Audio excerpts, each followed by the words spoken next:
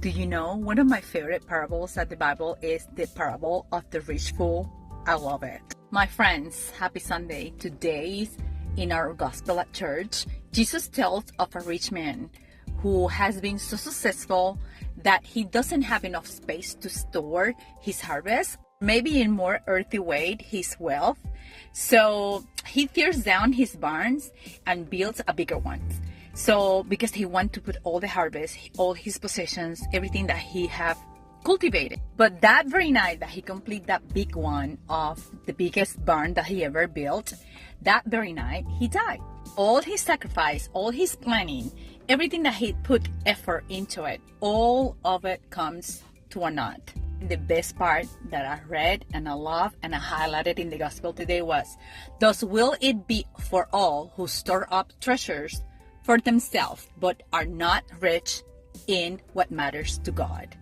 That's important, and that touched me. This really touched me close, guys, because I'm at this point of my life, that I have so many blessings and God had blessed me in a grateful way that I could easily put money aside and retire. I just turned 50 last week, and I know it's not the right thing to do because I have a big family. I have a 9-year-old that I potentially had to put to college like until I'm in my 60s.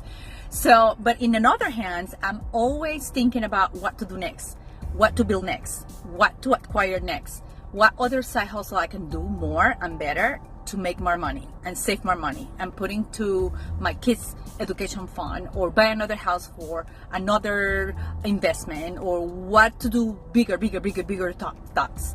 But to do bigger things like this rich fool, to build bigger brands. And for real, touch me too close to heart, because I don't want to be like the rich fool.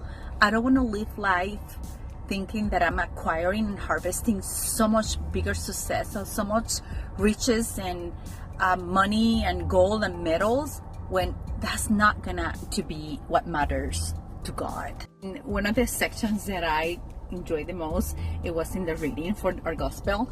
In one of the reflections said, no matter how good, how beautiful a state of affair is here below, it is destined to pass into nonbeing. That sunset that I enjoyed last night, that randomly beautiful display, is now forever gone. It lasted only a while. That beautiful person, attractive, young, full of life, creative, joyful, would eventually age, get sick, break down, and die. That's something that I need to highlight in my life. We're gonna die. We're gonna go eventually to heaven if we live in Christ-living life or Christ-like life.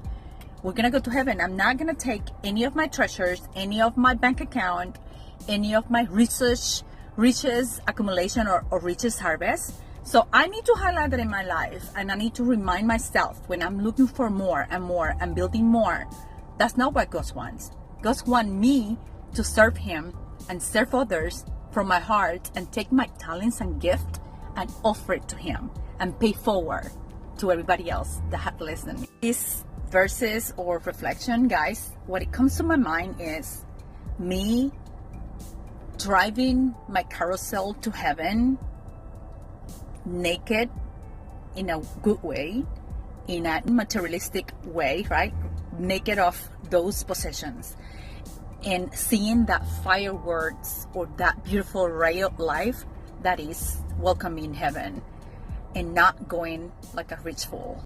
I will tell you the truth. I always had faith. I had faith that I'm gonna do the right thing, right? And when I believe and I start thinking about this rich fool and the richest possession and how I can do better to reach the heaven or reach the eternity, an image that's always come to mind when I think of these things is the gorgeous, amazing, impactful fireworks that burst open like a gigantic or giant flower or sunflower, and then in the twinkling of an eye, it's gone forever. Because it's like this. That firework lasts not even a second. That is what my earthly life image come to my realization, that we're living a very quick life. It's super fast, and you need to live like you're going to heaven today. But my friend, what I'm saying is not just to depress you or depress us. It's meant to redirect our attention precisely to the things that are above, to the eternity of God.